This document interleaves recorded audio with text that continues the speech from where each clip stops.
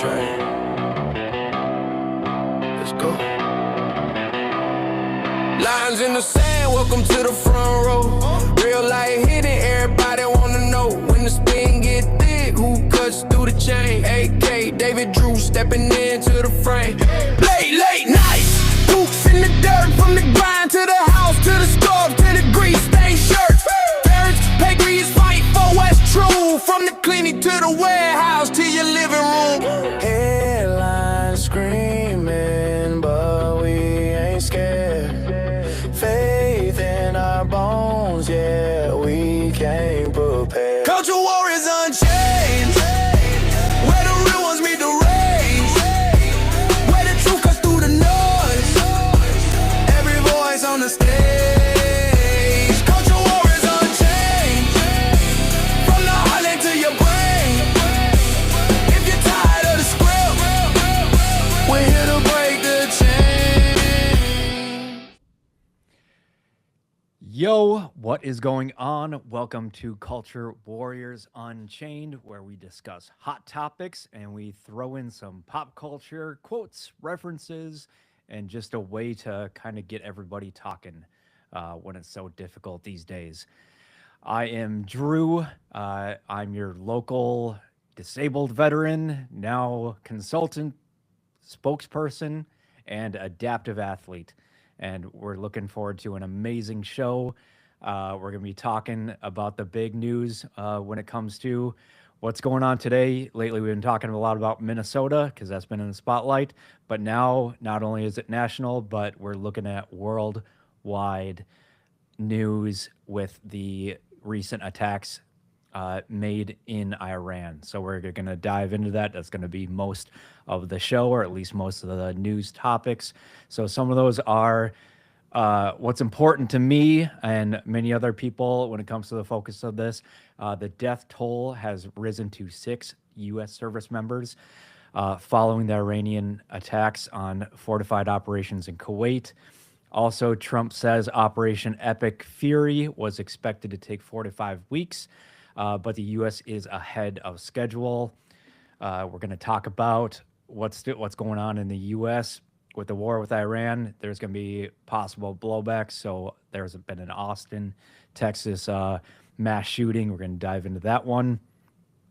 Some news about the Strait of Hormuz. And then going more into the world of business, especially with our guest, mass layoffs due to AI. That's a rising thing affecting the financial markets for many different reasons. And then later, we're going to talk a little about Neanderthals and interbreeding. And then always our topic at the end, we may get to it, we may not, being sex robots. So I am Drew Outstanding. I want to throw it over to our other co-host, starting with AK Kamara. What's going on, AK? Throw it to David when you're ready. What up? AK Kamara. I am the Republican National Committee man. I actually represent the state of Minnesota's Republican Party to the National Republican Party. And as a co-host of this podcast, it's my goal and my hope that I can bring people that are interested in culture, news, and politics into the actual political apparatus. Like, voting is like number one, most important, matters more than anything else. But secondly is like becoming active and involved in the actual Republican Party apparatus. Also, I'm a huge anime nerd. I love sci-fi movies, and I'm just like a normal dude that also believes it's important to be actively engaged in party politics. Make sure that you guys hit the like button, hit the share button. If you're watching this, whether on Facebook or YouTube or on X, please share it. Please make sure that you like and subscribe. Drop comments during the show, because as we see comments pop up, we are going to read them live. And more than anything, no matter what, follow us somewhere. So I don't care if you are a podcast audio only, we're on all the podcast platforms, or you watch us just on Facebook, but just make sure that you follow us if you like us. Next, I'm going to kick it over to you, David.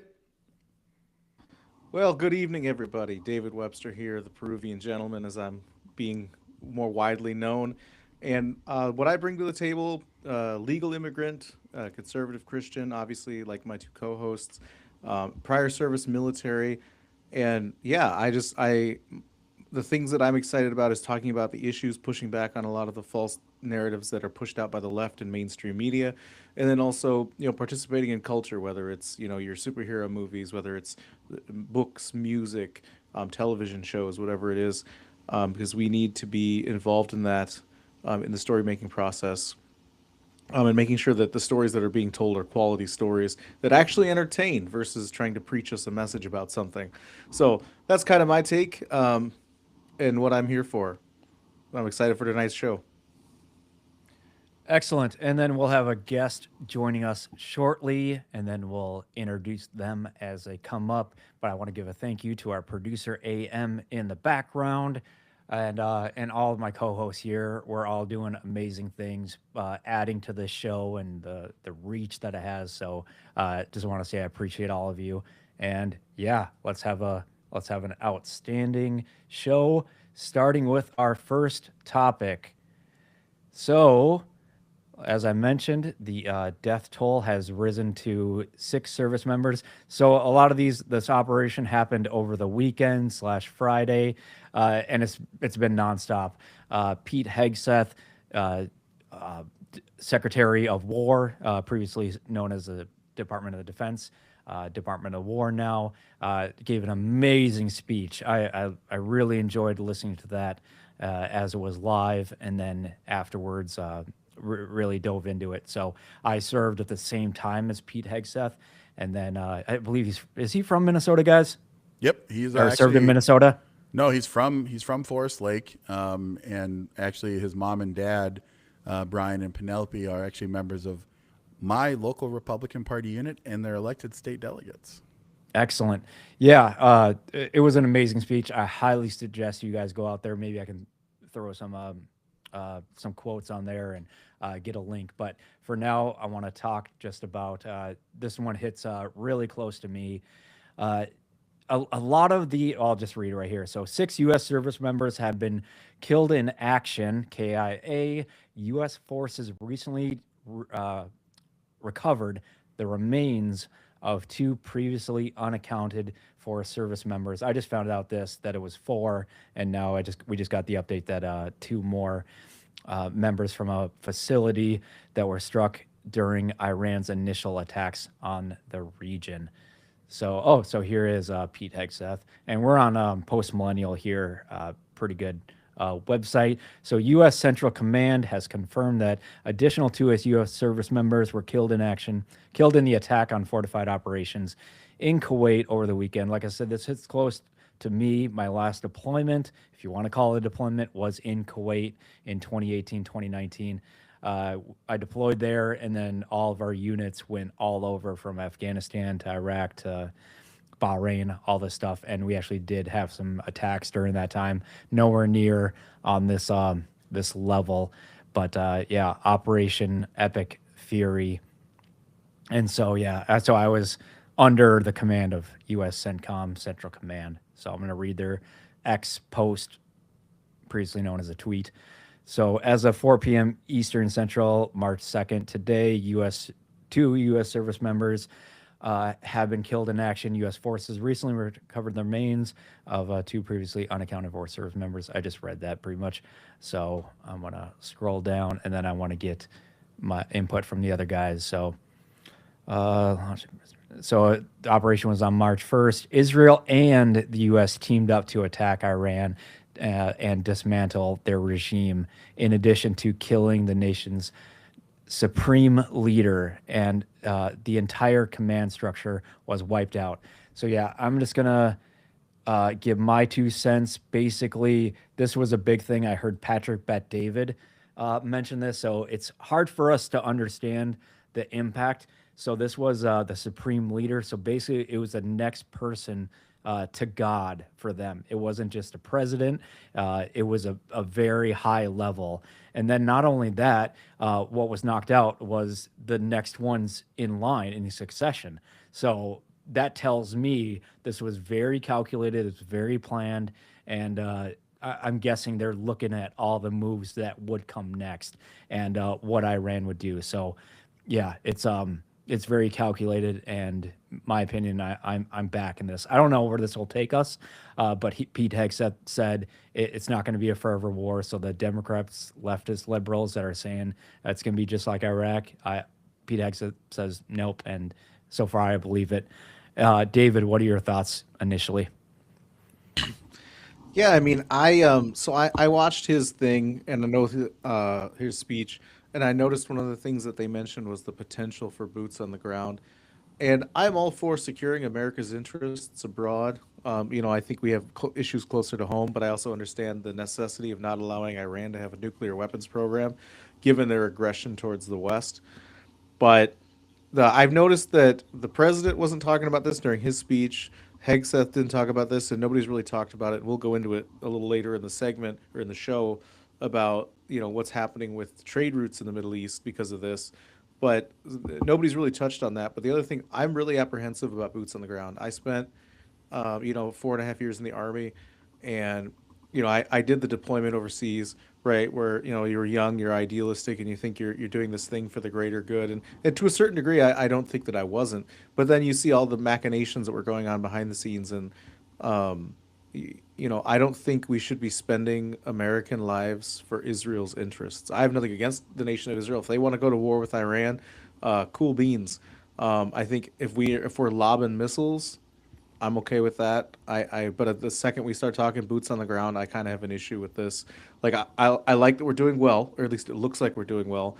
I mean, Dubai's kind of a mess right now, and there's been some retaliation, even stateside here, with some things. But I think where I have a hard stop because Trump promised us no new wars is we put boots on the ground and we waste another decade in the Middle East. I have an absolute And I'm wondering. yeah. I'm with you for the most part. I'll push back a little bit because how many boots on the ground and how do we define war? Because like what happened in Venezuela, I mean, a lot would say that was a good operation. Obviously, boots were on the ground to some extent, but this is a little bit different, of course. It goes back many decades, and I'm with you, and I don't want to see the divisions, the tens of thousands, and the constant rotations.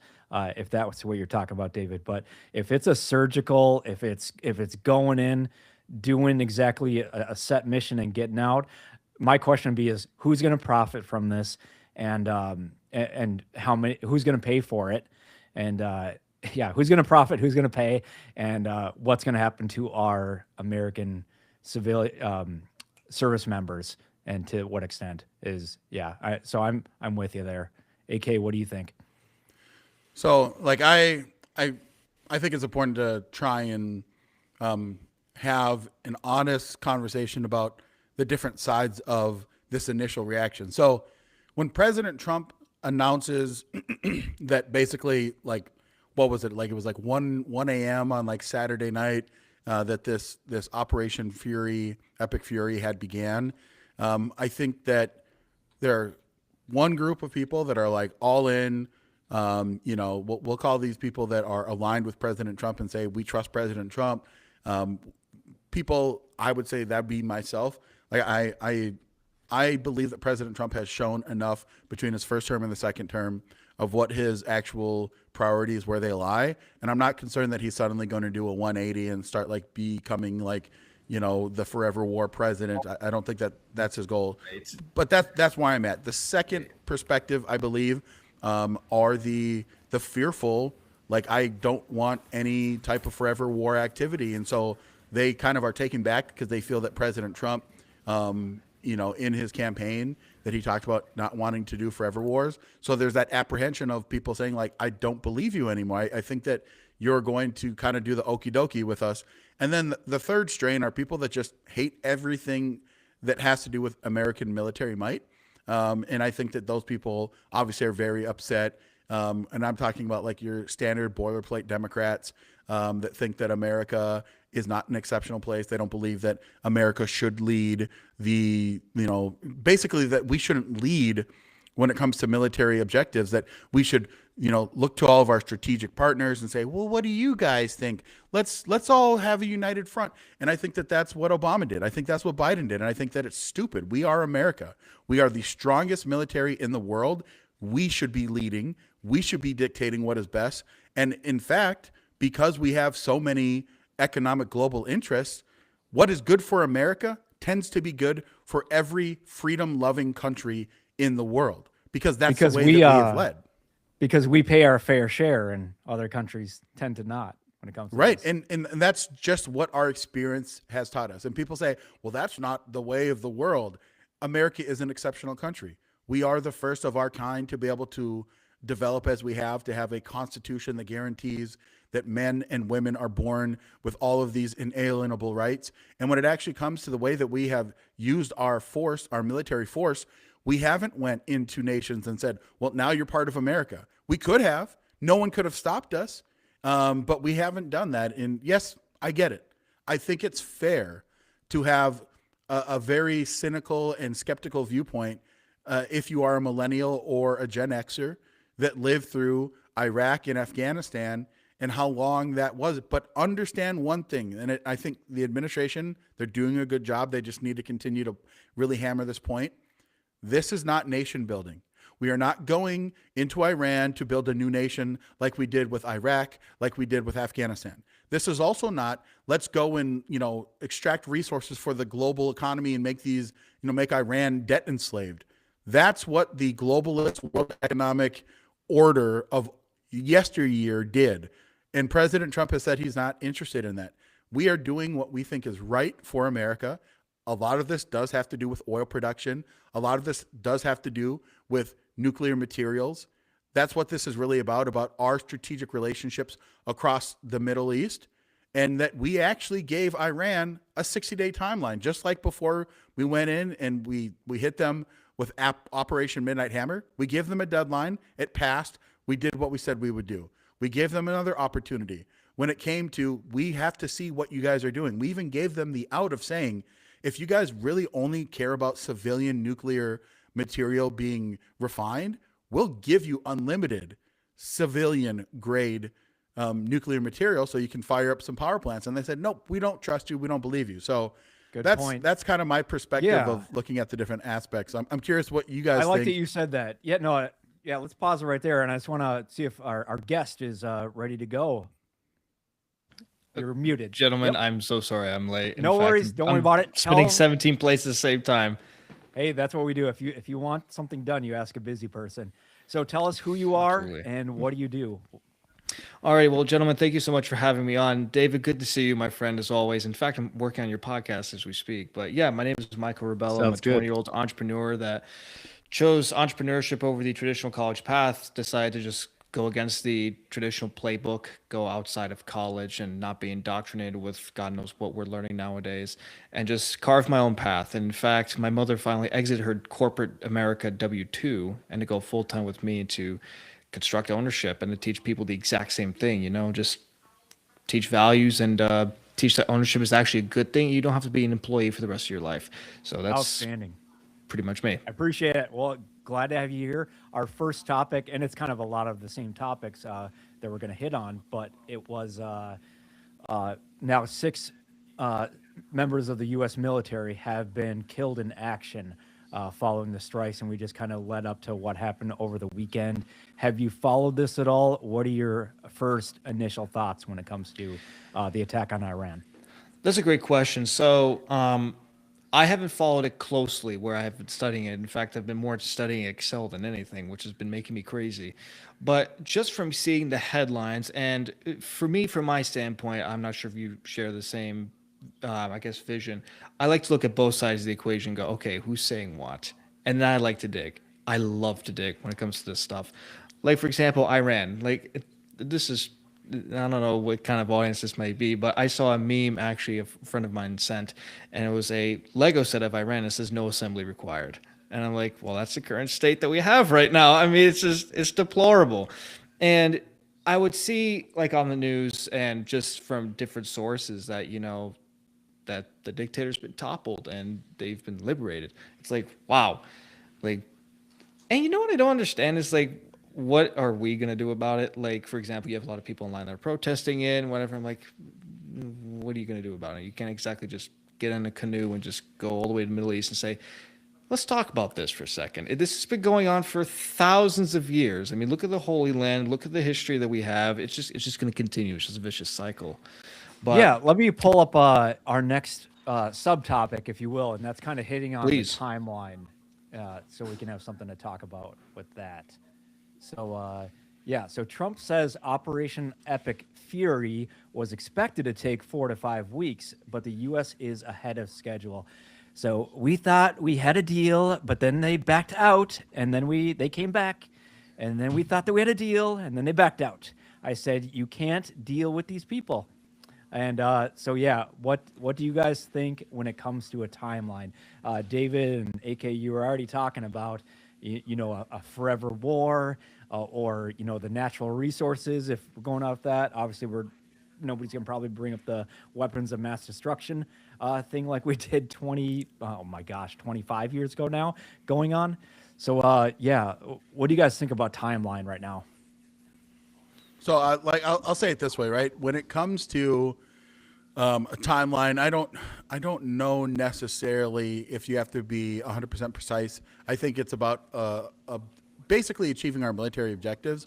What I think that both today President Trump said during his little presser, and that this morning both General Kane and Secretary of War Hegseth explained, is like we have done a really, really good job at accomplishing our objectives so far. Like we're kind of crushing it. And so far, the things that we've publicly stated are that we are going to decimate their ballistic missile operation, because that's basically, since they won't refuse to allow us to basically inspect to make sure that when we hit Fordo and in these other places during our Operation Midnight Hammer, whether or not we were as successful as we think and our intel has shown us. And since they won't do it, it's like, okay, well, we're not going to trust you with any type of ballistic missile, so we're going to take that out. And so, to me, less important about the specific timeline, the thing that I think everyone is concerned about, and again, I can understand why millennials and Gen Xers are very squirmish about this, is they don't want anything that looks or smells like Iraq or Afghanistan, because that is like a deal breaker. No one that is of my generation and your guys' generation wants that, like, at all. What we're okay with is America flexing its military might. So that's my answer. Like, President Trump is kind of saying, let's hear from the guy. 4 weeks, but yeah. What about you, Michael? Like, Today, we or grieve even for David? the 4 heroic American service members who have been killed in action, and send our love and support to their families. In their memory, we continue this mission with ferocious, unyielding resolve to crush the threat this terrorist regime poses to the American people, and a threat indeed it is. We have the strongest and most powerful by far military in the world, and we will easily prevail. We're already substantially ahead of our time projections, but whatever the time is, it's okay. Whatever it takes, we will always, and we have right from the beginning, we projected 4 to 5 weeks, but we have capability to go far longer than that. We'll do it. Whatever somebody said today, they said, oh, well, if the president wants to do it really quickly. After that, he'll get bored. I don't get bored. There's nothing boring about this. Do you agree with that, Pete? I don't think there's anything, Mr. General. I think there's nothing boring about it. Somebody actually said from the media, I think he'll get bored after about a week or two. No, we don't get bored. I never get bored. If I got bored, I wouldn't be standing here right now. I guarantee you that, to go through what I had to go through. We also projected 4 weeks to terminate the military leadership, and as you know, that was done in about an hour, so we're ahead of schedule there by a lot.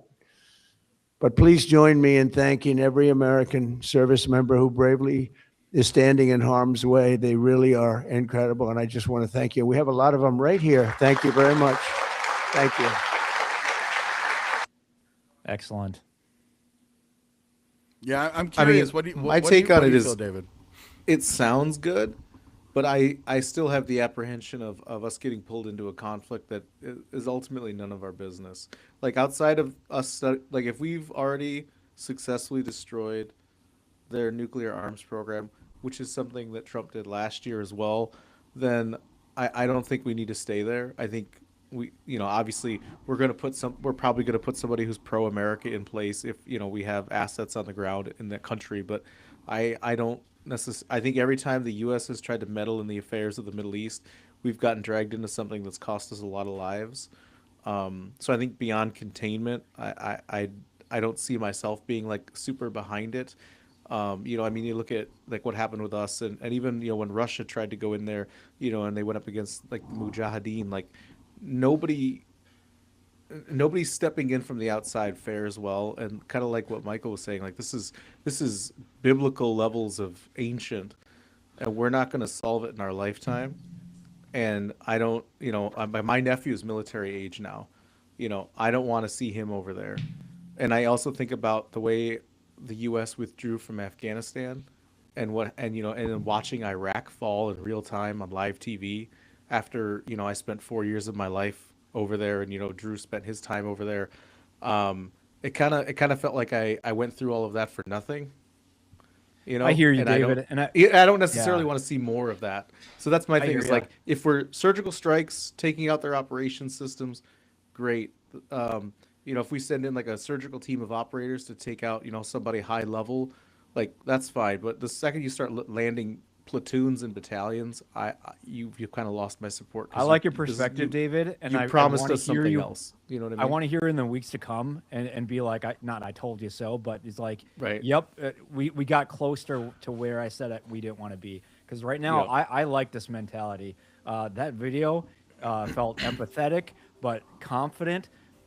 Because like, I'm not always the most empathetic person. I'm learning more and more. I'm straightforward and to the point, and my years in the military and sales and going through one hell of a physical, and mental health, just craziness over with a major incident has made me a little rigid. But I do appreciate the breaking it down for the people that we lost, and then but him saying that we're ahead of schedule and we wanted to do this, because you never know when you're taking on like leadership like that. You don't know how long it's going to take, or if, because he's sitting farther back or on the video and stuff like that, things can go wrong all the time. It could go in a million different directions. So hopefully this is going correctly. But yeah, AK, I like how you said the different generations. And Michael, if I heard you right, you're younger. What's your generational Z, right? In Yep. opinion on this part? Unfortunately.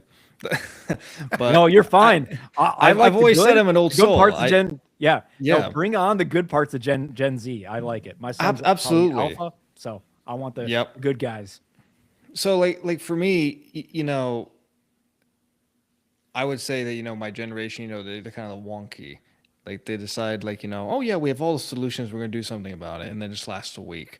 I mean, it's just horrible. But I have two schools of thought. One, I have David's schools of thought, where I agree. I don't want to be dragged into something. I prefer to keep things home, where we address the issues at home. I mean, like, for example, now this is a perfect world. In my industry, we call it a pro forma. If there's sunshine and rainbows, it was perfect. Like, we take care of things here first, and then we resolve the other issues. Because if we feed ourselves first and take care of ourselves first, we can become, I don't know, double our capacity and double what we could do to help the world. But also, my second point of view is poke the bear and see what happens. And I think that's what's been happening with, like, they just keep poking and poking and poking. Well, you're gonna get swatted, and I think that's exactly what happened. I again am not. I don't want to be at the standpoint where we are dragged into yet another thing. It's like, I don't think it's necessary. I think our efforts would be best used at home, where, I mean, for example, I mean, this is something that hits dearly with me. Back in Massachusetts, where I'm originally from, I mean, most of my neighbors were retired military, firemen, police officers, and everything. And why don't we take care of them first, and our families and troops abroad first? Like, make sure that, we've got you covered before we start getting into conflicts that don't make any sense. Now, if they decide to, really start throwing threats out there, then yeah, you have a little slapping here, and you're in timeout. And I think that's exactly what happened with Iran. So I would say that I'm leaning more towards David's perspective, but I think with the United States, I don't know why nobody's learned this. You don't poke the bear. I mean, Yeah, no, you I just really don't. like that point. Yeah, Michael, I really like that point. But my take is when I was deployed this last time, I got so much intel, and it was interesting because we would do doing missions, operations. You do it every single day, and breaking down classified documents, and then I gave reports to commanding generals and our RCENT, which is Army Central, and CENTCOM. CENTCOM is a whole theater out there, and you hear all this stuff. And we had news on CNN, Fox News, all these different on the screens, on these flat screens in the place where we're working, and we would be doing the biggest operation, and I'm like, oh, this is going to be on the news, this is going to be on CNN, and it wasn't at all. Whereas something else, this minor little pop off somewhere, would be getting the whole thing. And it's just interesting. I say all that I say all that to mean that there's probably a lot going on behind the scenes that we don't know, and we'll never know. My guess is, and I took this from Pete Hegseth in press conference, is that I'm guessing Intel got close where they were coming up on the nuclear weapon capabilities, or there was probably an immediate threat, and which it had to do it now rather than later. So here's a point that I think is interesting. Number one, if you're watching this, drop your comments in the chat of where you're at. Are you like all in, I trust Trump? Are you like, please stop, get out of there right now? Or are you of the mind that you don't think that we should ever flex our military might like that? So here's what, I think is an interesting question. And I would say this to both you, David, and you, Michael. Do you believe that America has to justify our military actions? Do you think that we should have to find consensus with other nations?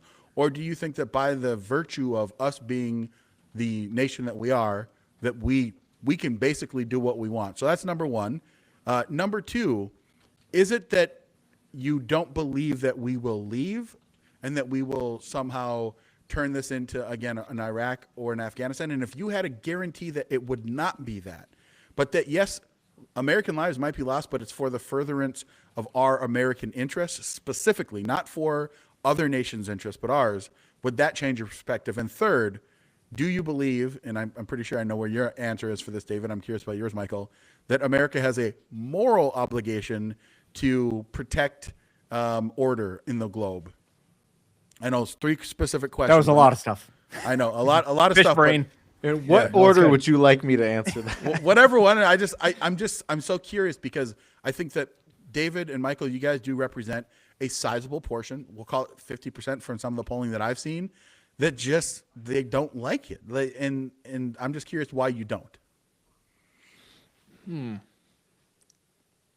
I like these questions.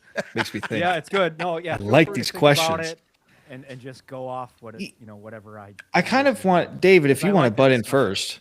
David, if you want to butt in first, by all means. But I'm just I going to mean, start dude, I with can the. throw it back and forth if you want. Sure. I want to start with the third point. I mean, I'm a history geek. I mean, my poor mother has to deal with me every single day. I'll talk like about Same. T-34s and everything, Napoleon, anyway, whatever. But I'm literally rereading Meditations by Marcus Aurelius right now. You serious? Oh my Yeah, absolutely. goodness. It's in my briefcase. It's one of Patrick Goes Bet with me to David's work favorite every books day. too. Yeah. I would say the third one, where it's like, is it our moral obligation to be the world's police? I would say yes, because I think we've done pretty good so far for 250 years. I think we've done pretty well.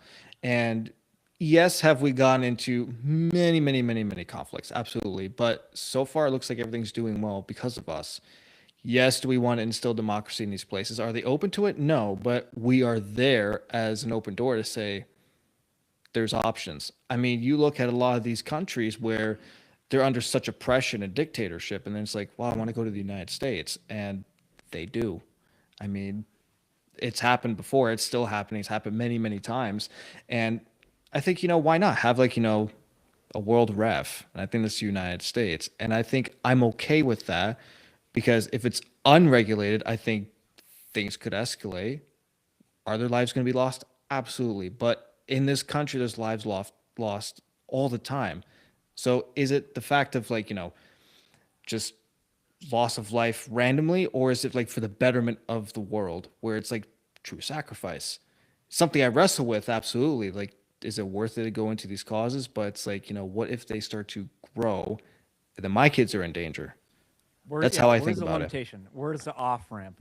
So yeah, before I go to David, I want to hear from David. I want to read off a public chat that we got in here. So Gopher, big guy, 911 says we have absolutely zero national interest in Iran and the Middle East ME in general. Israel can handle themselves. David, what are your thoughts? Yeah, I mean, I'm kind of in the same arena with that. I mean, if you look at like Mike was talking about, like I look at like ancient history, but I also look at current events and more recent history, right? I mean, we've gotten dragged into how many of Israel's conflicts, right? I mean, Egypt, all these other places, and I'm all for defending our allies. Um, but I think if we're always answering this particular beck and call, um, we're not really doing America's interests on the front end. Like we have to be getting something out of this, right? And the other risk is if let's say Iran is gone, you know, then Israel's the superpower in the Middle East. Do they still have to play nice with us? Would they control the strait and the trade routes and everything that goes on between us and the rest of the world? You know, like I don't think they can. They've already sold us out to Russia before, right? We've seen it intelligence wise. So it's like now they're if they don't have to play nice with us anymore, are they still gonna come to the table in good faith? And we have no way of knowing that. And that's also going to depend on who's in charge and who's in their leadership. And that's where I think our focus should be what's benefiting us the most long term. And like I said, every single time we've in we've injected ourselves into the Middle East, it hasn't ended well. So I think it's more of that. Like I want to see what the long term play or what the long term uh, results are going to be Strategy. versus Okay. yeah, well, and the outcomes, right? I want the long term outcome to be something that actually benefits us as a nation and us as a people, whether it's security, whether it's economic, What are we whether getting it's out of it? trade. What do we Exactly. get? Now, Versus I versus just justifying. Like I don't necessarily think we need to justify our military actions. I think the president has 90 days, right? I mean, that's what he did with Venezuela. He has 90 days to make a military operation. But I think if it goes longer than that, he has an obligation, and because our elected officials should answer to us, right? Then it should be a congressional decision about whether we're going to war or not, because then we can vote based on who voted to put us in war and who didn't, right? Here's what I want to say. That's Right? kind of the bigger picture I look at. I like your perspective, David, because I think it brings up something I haven't clarified my point. So some people might assume what my point is and what my position. So number one, I don't believe that we are the world's police. I don't care at all about other countries like killing each other. I sincerely don't. But I do think that there are things that could hurt or harm our economic interests in other parts of the globe because we are so interconnected. I think that I having the agree. ability for America to be able to do what we want to do does require military exercise. And I think that President Trump clearly sees this. We are doing what we think is in America's best interest in this administration. I don't think that we are doing the bidding of Israel. I sincerely don't. And the reason why, Iran isn't just about like, yes, them having nuclear weapons is bad for America in general because we have so many military bases and so many economic interests that there's a lot of time that if they're going to nuke someone, they're going to come after America's interests. Like specifically, like if Iran had a nuclear bomb that they could get into the United States, I have zero doubt that they would not nuke Washington, D.C. because they're radical fundamentalist jihadists. That's just the truth. The second part, though, and this is my position, is like, I don't think that we're trying to be the world police. I think we're just trying to do what makes the most sense for us. That happens to also help out the rest of a bunch of other countries that then align with us. So I think that President Trump is trying to make it very clear. You can either be on America's side and all will prosper or get out of our way. And I think that Iran and their oil deals with China gets in our way. 30-ish% of China's oil comes from Iran. China is our number one threat. Like, let's just be very clear about this. And I think that President Trump, if all is equal, if other countries won't come along, we don't care. We want them to because economically it makes sense, but that's my position. I don't want forever wars. I do not think that we are doing Israel's bidding. I understand the argument. I'm willing to hear it. I'm not saying that I 100% know, but I actually think that President Trump's actual motivation is America's best interest, and that's my position. Good point. This does have I agree. impacts on other trade and other routes and stuff like that. I'm missing my word right now, but I want to go to David. Let's talk about the Strait of Hormuz, if I'm saying that correctly. Yeah, Probably absolutely. not. AM, can you throw up the ground news article on the Strait of Hormuz? And since we have Michael on the show and he's all about economics and business and planning ahead for the future, I thought this would be a good topic to kind of jump into while we have him on the show. Because I think a lot of people, a lot of the coverage I've seen, whether it's Jeremy from the Quartering, whether it's Myron Gaines, whether it's Benny Johnson, they're all talking about the military side of it and are we justified, are we not, right? And that's the argument back and forth. But I actually want to talk about what is the impact stateside. AM, do you have that? Do you have that up? Here it is. Yeah, we call So- that in the military second and third order of effects, and I think this falls Right, under that. absolutely. So, for those of you that don't know, and AK kind of brought this up already, the Strait of Hormuz, right, it controls a huge portion of the oil that comes from that side of the world. And the last time that the strait got shut down or had an issue was for like 3 hours, and it was like a drill. And our oil prices still went up by like almost $2, right? I mean, it eventually came back down, but I mean, that's going to affect everything from groceries, goods and services. Like there's so many additional expenses to that. And so I just wanted to get Michael's take on, just looking at this and the fact that it's going to be potentially shut down and not operating, right? Like it says here, 20% of global oil consumption passes through the strait, and it's been closed for, I think, like 2 days now, as of now. I love that, and I love this question because I don't just focus on real estate, but I focus on the global economic state right now. And no, you're right. I mean, like when you have like these conflicts going on, you have people that kind of like hold back trade a little bit to go, okay, what's going on? We rely on trade a lot, and especially when it comes to oil. I mean, yeah, we produce oil, not enough. We get a lot of imports of oil. We got a lot of imports of goods. Now, if those shipping lanes are compromised or those cargo lanes are compromised, I mean, prices are going to skyrocket. I mean, David, you hit the nail on the head with that. I mean, when price of oil per barrel goes like $2, I mean, that doesn't seem like a lot, but multiply that over millions and millions and millions of barrels, that hits the economy big, especially when it comes to like gas or phone. I mean, for God's sakes, everything's made out of oil, and we still need it. So I feel like, if we have another shutdown or shipping lanes are compromised, we're already getting hit as is with just like, rising housing costs, for example, cost of living. We don't need more on our plate.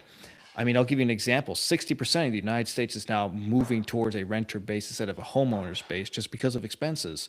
And a lot of people are holding back their cash and capital because they're like, I have no idea what's going on right now.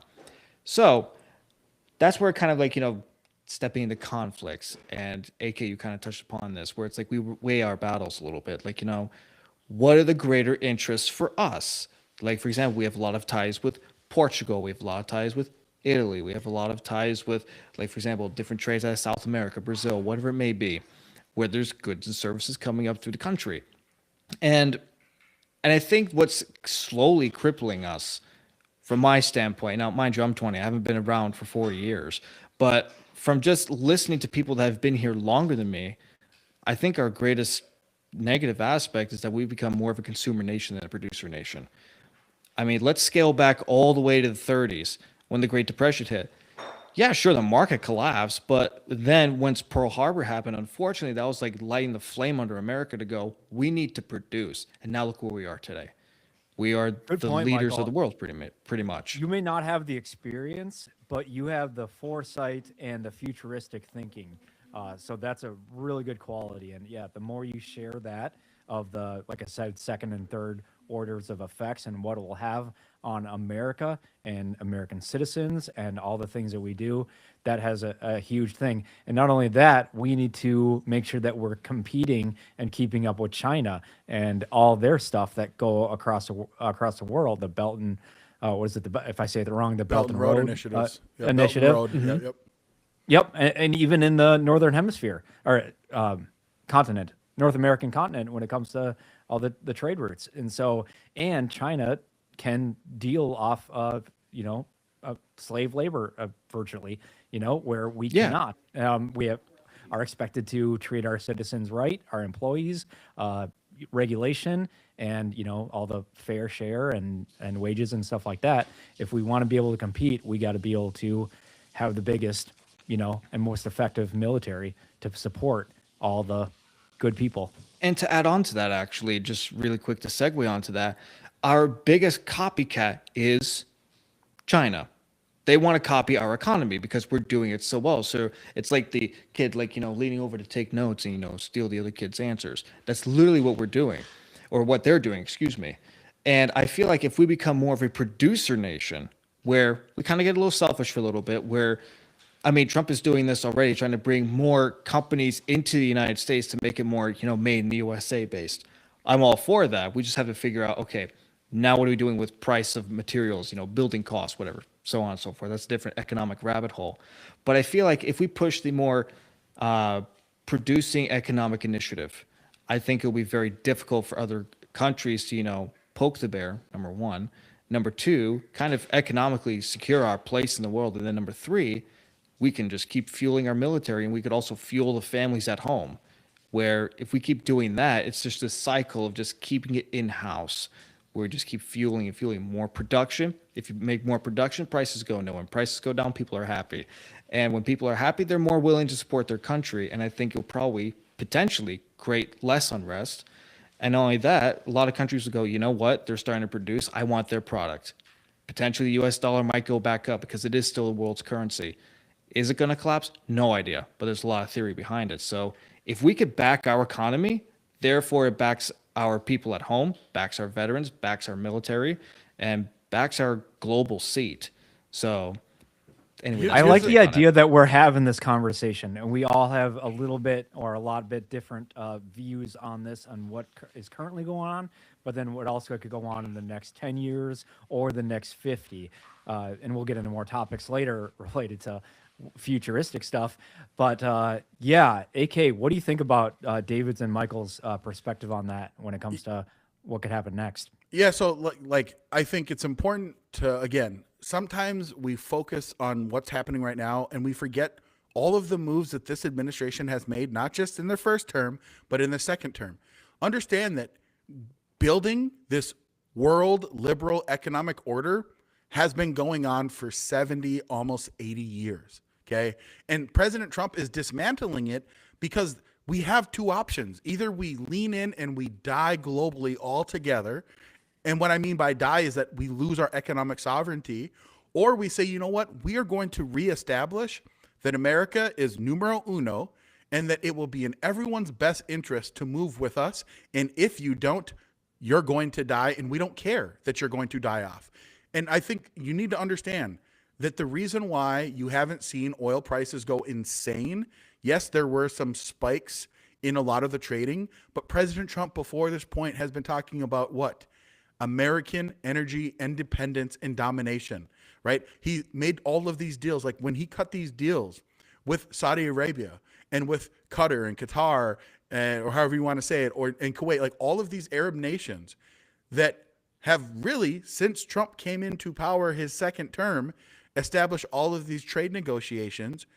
It's not harming us because we can't allow the idea that if we do something in the Middle East that is actually for our economic benefit, that we have to be afraid that oil prices are going to spike. So then the American people say, screw it, man, I don't care. We have to be able to have the wherewithal. Well, yeah, you're going to see some prices move, but we don't let that deter us, because that's literally why all of these wars have been happening in the Middle East. It has been to allow the liberal economic order to continue to make everyone debt slaves using the petrodollar, which, yes, I know helps America, but it's more than just America. It's the IMF, right? It's the International Bank of Settlements. Like all of these mechanisms are parts of the liberal economic order that came together after World War II. And President Trump is dismantling these and saying there's still going to be something that exists, but it's going to be America, led by America, and other countries can prosper from it. But imagine, just like step back and again, see the world this way. If America is truly at the top and everyone, if they want economic prosperity, have to come to us, then we lead the way. That's how I want it. Now, if you're another country, if you're Russia, if you're China, you're probably not going to want that. I don't care, though. I care about America. And if we lead everything and you have to come to us to play and do anything, that's going to be the best standing for America no matter what. Good I think that's a point. great perspective. Drew, if you don't mind, I want to add on to that. Go for it. AK, you actually reminded me of something that I was reading about a year ago. So we're new Arizonians from the East Coast, kind of fled that, especially before the snow. But anyway, what I figured out is that, our water tables are drying out and we've have droughts. And I'm like, I mean, it's the desert. It seems pretty normal, but I decided to dig in a little bit. I realized that you have a lot of these Middle Eastern countries, including China, that have a lot of these water rights and farm rights that where they can't grow it on their homeland pretty much, but they're using our soil and our territory to grow it. And we have an administration that's allowing that. And I'm like, why? You have people that are really under restrictions right now of water usage, but you have other countries that can just come and say, yeah, I'll use your water. I'm sorry, our water is not for sale. I don't know where you see a price tag. So AK, I can absolutely, I side with your argument to say, like, we kind of have to, puff out our chest a little bit every once in a while. And you know what? If oil suffers a little bit, fine. But you have to take your wins and your losses. Whatever's the betterment of like 10 years from now, if we have to suffer a little bit today, fine. But in 10 years, if we come out even greater, it's a delayed gratification process. I mean, it's something that we're going to have to adapt and learn with. But anyway, that's my point of view. Dave, you got something quick Yeah. on that? Yeah, absolutely. The other thing I was going to say is like, thinking about the long-term wins and gains of like as far as the oil thing goes. I mean, what happened in Venezuela, right? We've taken, that was another oil resource, right? And now China doesn't have access to it. Russia, isn't going to necessarily have the access to it that they had before. So they need Iran where it is because they were getting it on the cheap. And if we, you know, end up having a regime change there with somebody that's maybe more pro-America, there is the benefit of now we've potentially crippled them energy-wise, right? As far as oil reserves go. My only also the other thing that could play out from that then is we did that to Japan, during World War II, and they had a significant response to that. You know what I mean? So it's like I see the good in limiting their access to oil or to making them have to play nice with us to get a good price on oil. I think that'd be beneficial because that's essentially the game Iran's been playing with all of us forever. It'd be nice if we could play at that level. But I'm also looking at if you make a country as big as China or Russia desperate enough, what's the response going to be, stateside here? That's a good there's that's a good switch over. That's a good handoff. So let's talk more about the harm aspects when it comes to our personnel in country. So yeah, David, if but before I switch to you, David, I'm going to read a comment. Aaron says, right now we are energy dominant. So yeah, but how long will that last, and how do we keep it, and what would have to be true for us to lose it is the questions that kind of come up in mind. So yeah, David, let's talk about how the U.S. has negatively impacted in Texas from what has just happened. Yeah, absolutely. So I have in the notes here, I'm just pulling it up. The shooting in Texas. I think AM, if you can pull that up for us.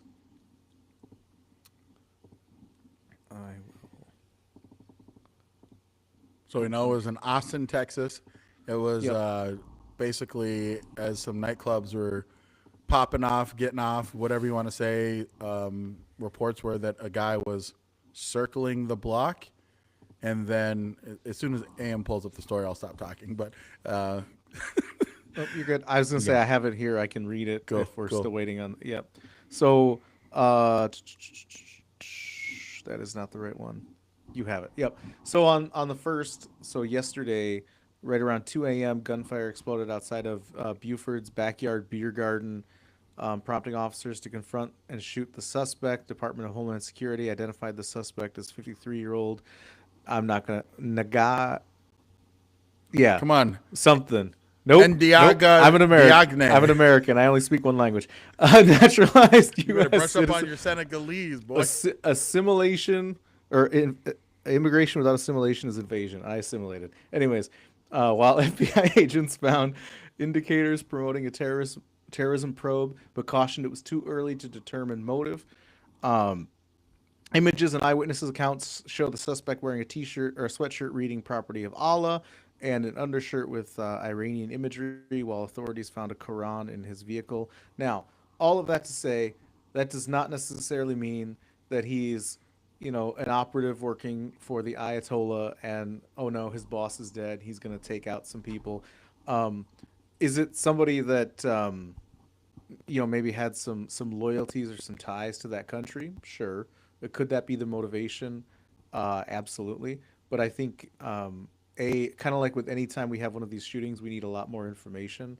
I think that so far what we're being shown is pretty damning, but we can't necessarily tie it directly back to anyone in the Iranian government. It is, as much as it could just be somebody who's, it's kind of like when Philly when Philly goes to the Super Bowl, right? We don't blame the team when the crowd riots when they lose, just saying. It's Philly, kind of that, right? Pennsylvania Philly teams, they're always gonna do unknown things. They're gonna, But yeah. no, that's a good point, because That's the analogy. you I never make. know. It could be copycats. It could be lone wolves. There already is a lot of bad information out there. I've actually been trying to stay away from X right now, just because I don't want to take in horrible things that could not be true. So I'm trying to make sure something is very true and before I let it into my brain. It's tough right now. There's a lot of just fog of war, I guess is a good way to say it. So yeah, just be careful out there. But this shows that George Carlin says think about how stupid the average person is, and then realize half of them are even more stupid than that. So yeah, this is you're gonna hear these things. You're gonna see stories of useful idiots, and yeah, we've seen in the last couple months and last year or so, just how I have an update on the KIA. Yeah, go ahead. Yeah, absolutely. So I'm glad we didn't read off the guy's name. It's in spite of the fact that I couldn't really read it. And I prefer not to read the name because exactly I don't want in a situation like this, I'd rather highlight. I don't want to the give him victims. credit. So they've confirmed two killed, 19-year-old Ryder Harrington and 21-year-old Safila Shan. Let's see here. And one of them was a student of University of Texas, it looks like. And there's 3 other people that remain in critical condition, and their names have not been released at this time. Obviously, prayers and stuff going out to the family. I think that in incidents like this, whether it's a Islamic extremist, whether it's a trans radical shooter, doesn't matter who it is. The person we should be highlighting is the victims and their family. Not the actual aggressor. I think that person deserves to have their name lost to the pages of history for what they've done. And I think, listen, and I'm just gonna finalize what I was trying to say, and just watch your back, take care of your friends, your family, and just keep communication going, respectful communication, good dialogue, and let's not make the world worse off than it already is. What's going on, AK? So I was just going to say that in specifics in regards, the question that people are asking is this part of what the CIA coined as blowback, right? The United States takes a military action, and then there are things and consequences to those actions that endanger Americans' lives. And I think that that's part of the conversation. I understand that the CIA coined the term, and it should be a part of a calculation when you're leading a country, that when you have an action, what can the reaction to that be? And I think that should always be a part of the calculation. But let's also be super clear. We had a wide open border for basically 4 years. And because of that, there are so many people that are bad faith actors that could be in this country. Should we just do nothing? Should we just stop all diplomacy? Should we stop all actions because we could make someone mad and a sleeper terror cell could rise up? That's stupid. That logically makes zero sense. So instead, I agree with what you said, Drew. Be prepared, man. You should have been prepared this entire time. Again, the border was wide open for 4 years, man. And beyond that, we had 8 years of Obama with a wide open border as well. So at the end of the day, yeah, man, everyone should be exercising their Second Amendment. I walk around strapped every single day, not just because of the open borders, but because, listen, man, I think that a lot of society has become deranged and depraved and godless in general. So like, you should be frosty, but I will say this specifically about this, at this point, we don't know if they're terrorists. They did have an X account. They didn't post, but they replied. They talked about the Islamic Revolution. They were stalking Ivanka Trump, Laura Loomer, and a couple of other people. And by stalking, I mean they just posted on them a couple of times. And the guy was wearing a Iran flag type of shirt underneath his property of Allah. But it also could just be a dude that was Muslim that just wanted to kill people too. Like it doesn't, not everything always has to be a deeper threat of like some radicalized internal sleeper cell. I think that there would have been a higher kill count. You guys know, David and Drew, that if someone is prepared to commit mass atrocities and they have planned this out and they have any type of training, with a lot of people not really being head on a swivel, They would have picked a much harder target that would have had bigger impact. And remember, 57 seconds of what the reports say from the time that the first shot was fired until police intercepted and killed him. I mean, so at the end of the day, I just don't like that argument that this is, this is what happens when you go and do whatever. It's like, well, dude, these things can happen all the time. I'm not saying that we shouldn't get to the bottom of it. I think that Islam has a jihadi problem.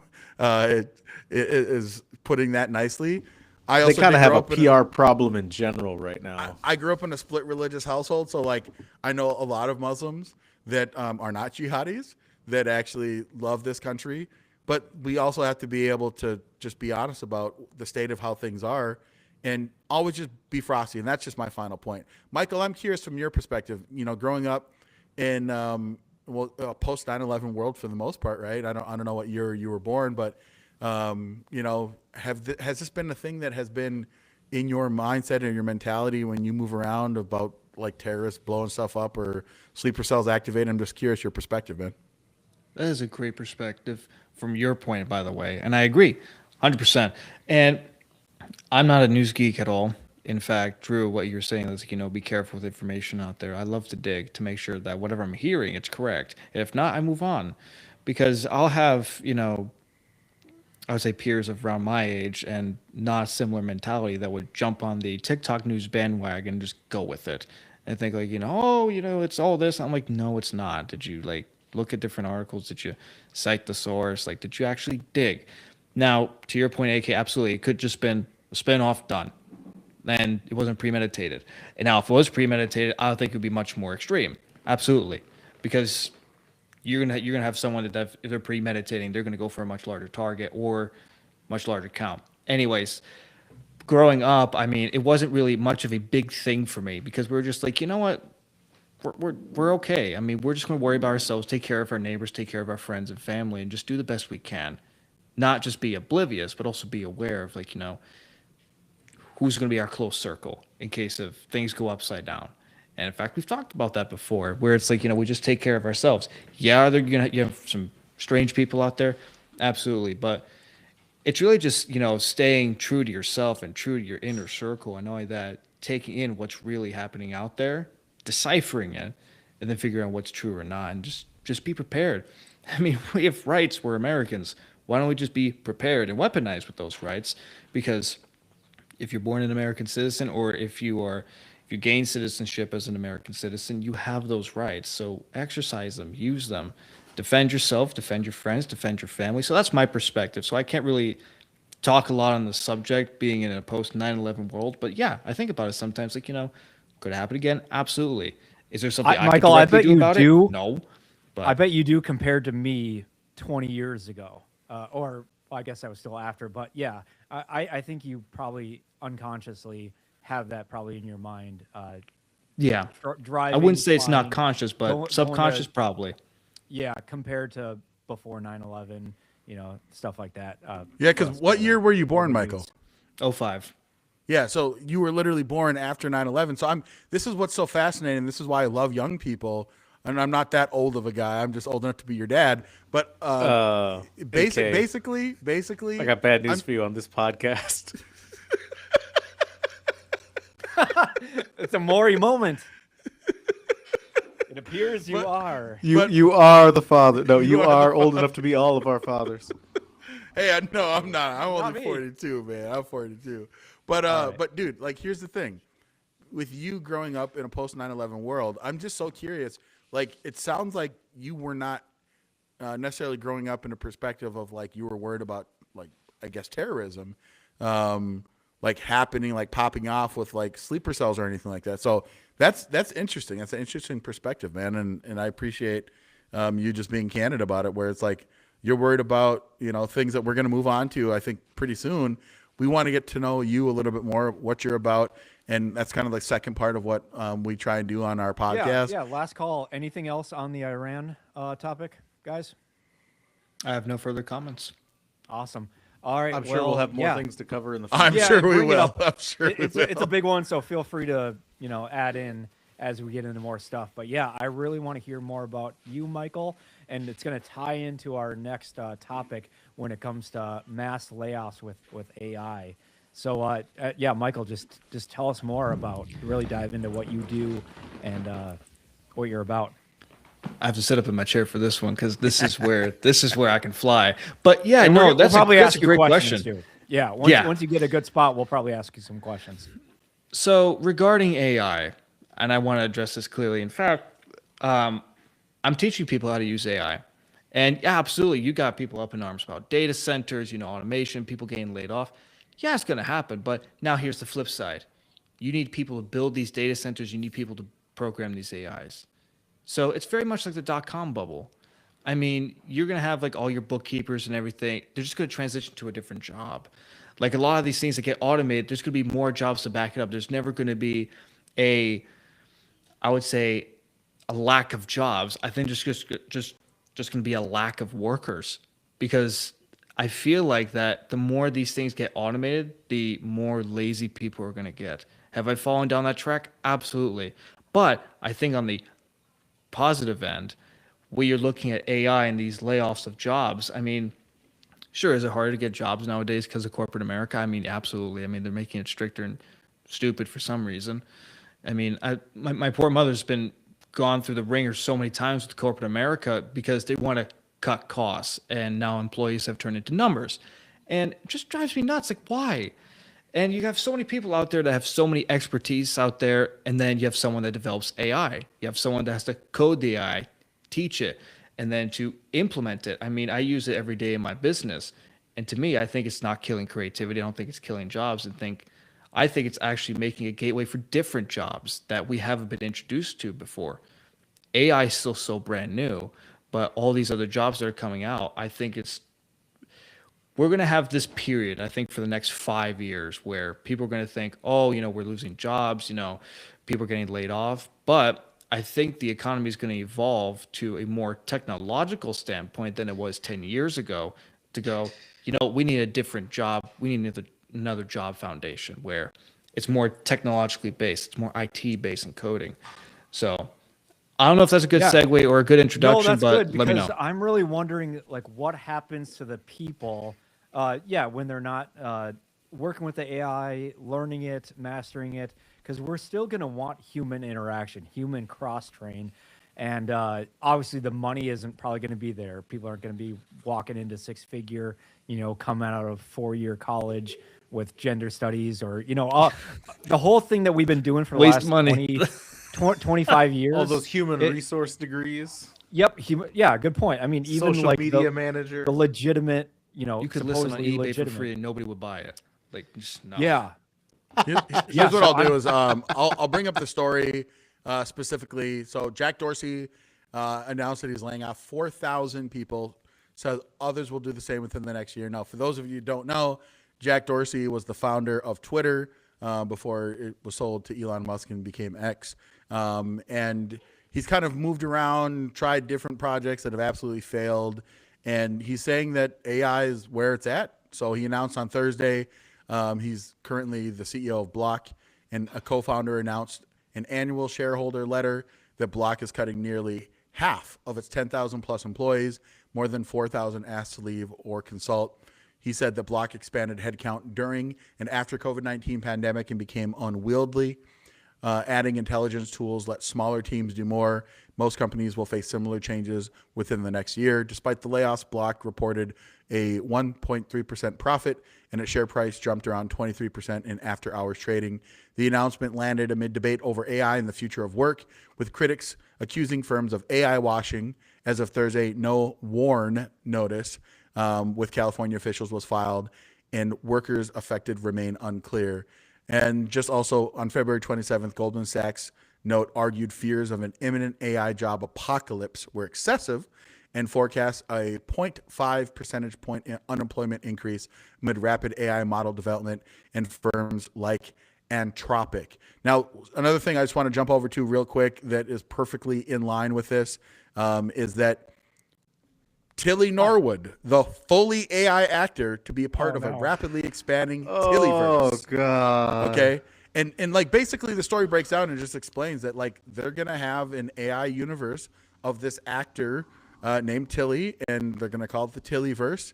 And it's just gonna keep going. So I just wanted to play this little video here real quick so you can meet. She looks like Tilly. the bride of Chucky. That's terrifying. What? The most of every I day. don't know why I I'm do playing want this to ad. do 8 Shut up. shows a week on Broadway. We're gonna I have do to want to watch this. travel.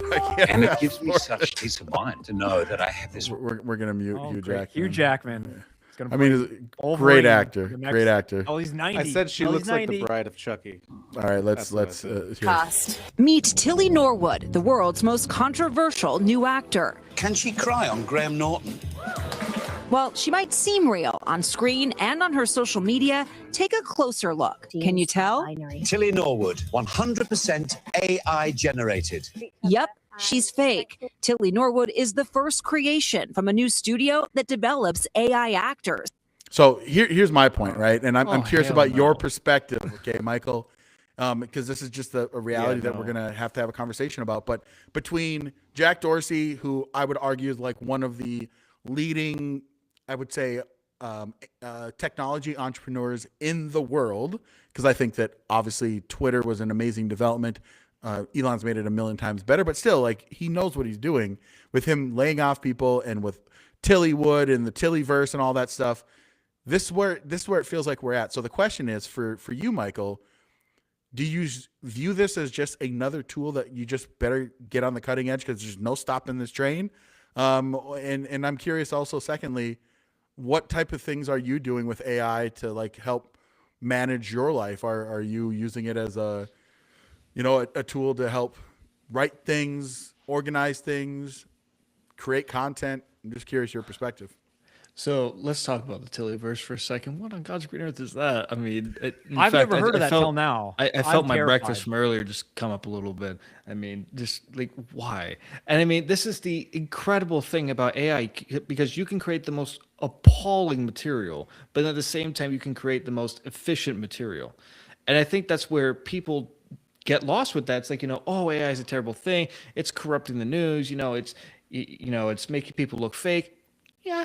Absolutely. Catfishing is no different. I mean, it's been going around for 10 years. So we just have to adapt. Now, to segue with that, we saw the capability of what AI has.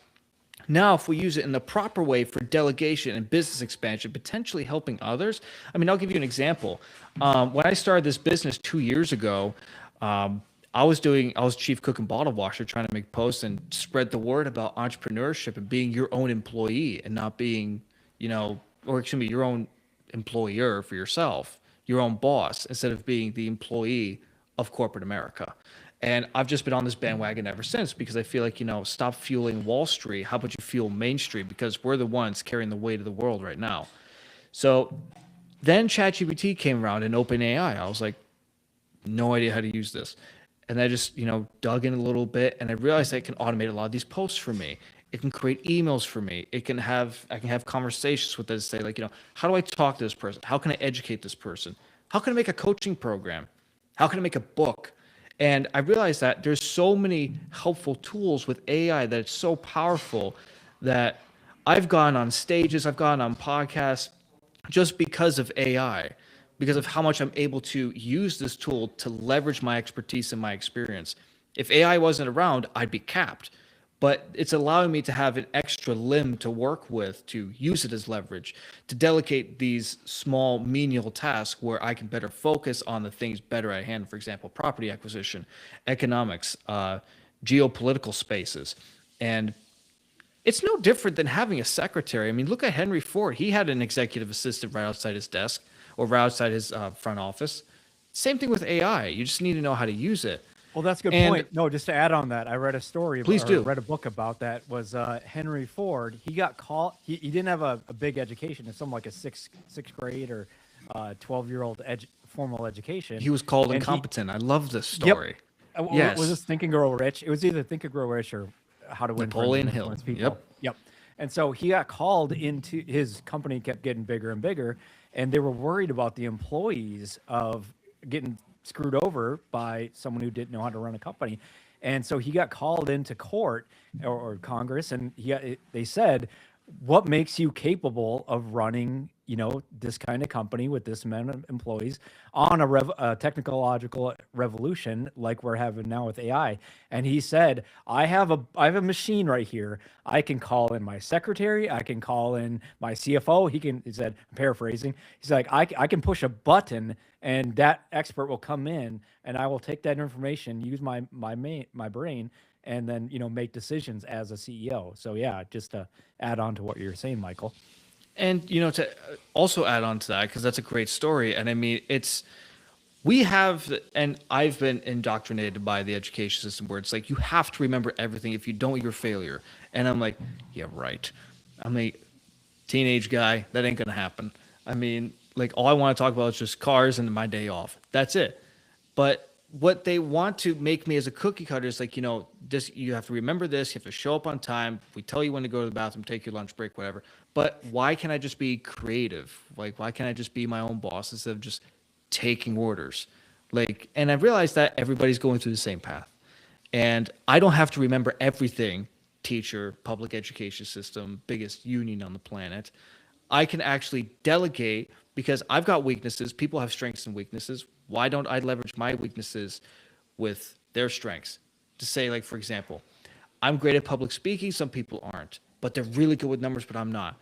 I like to network with people who have my weaknesses as their strengths. And ChatGPT is very much the same way. A lot of these AI models where it's like, I'm not great at this. I need you to do this for me. Where it becomes equilibrium. You become the sufficient machine.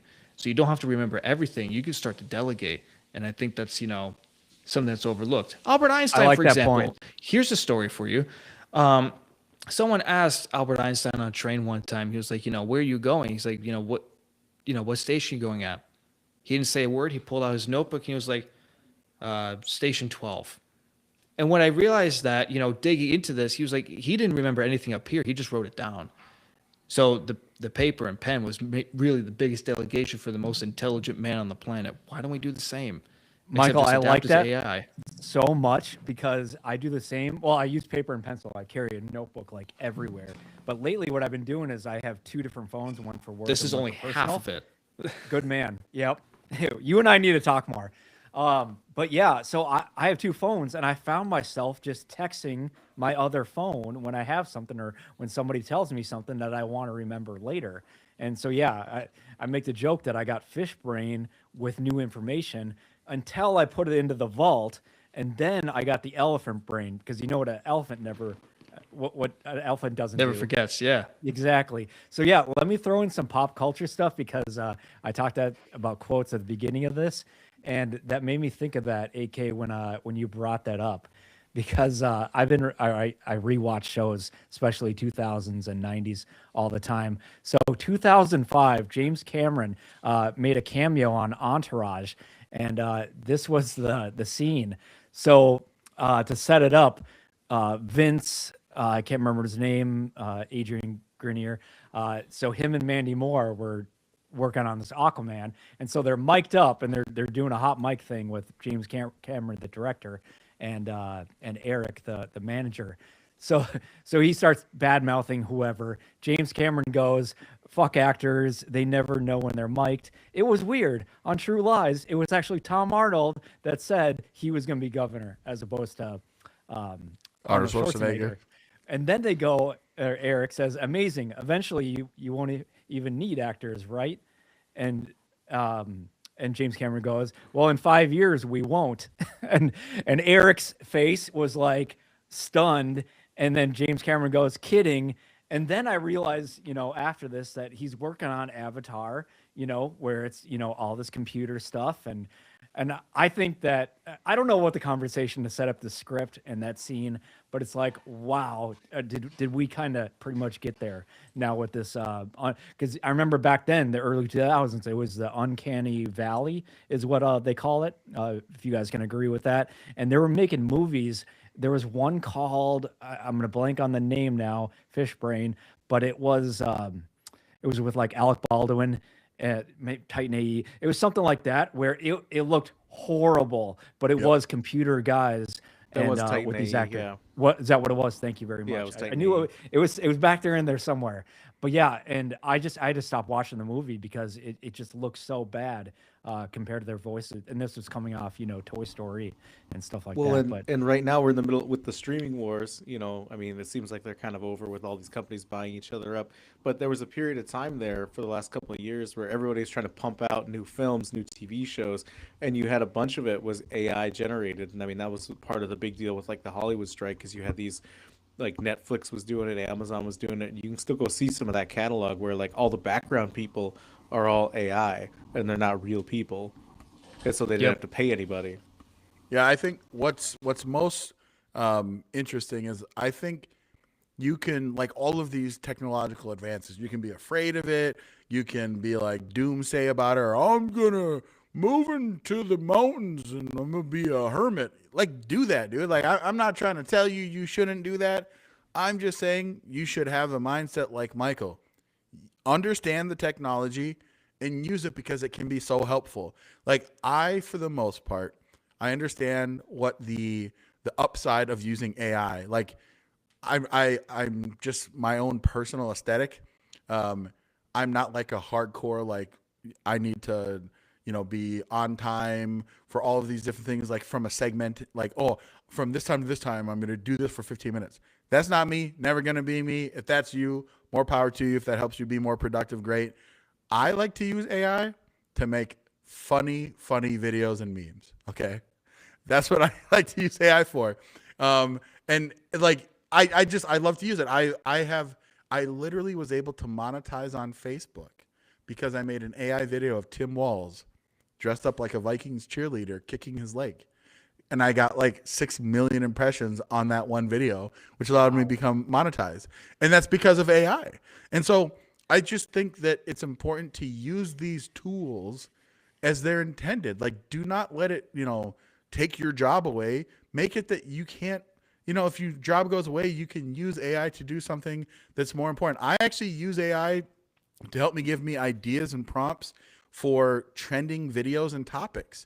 I still do all of the legwork of actually reading it, because I think if you go that route where you just allow AI to just like create all of your content and you just, read it verbatim, I think you're missing the essence, because you're basically giving up on thinking. So I just think that you should let it prompt and find and collate data for you.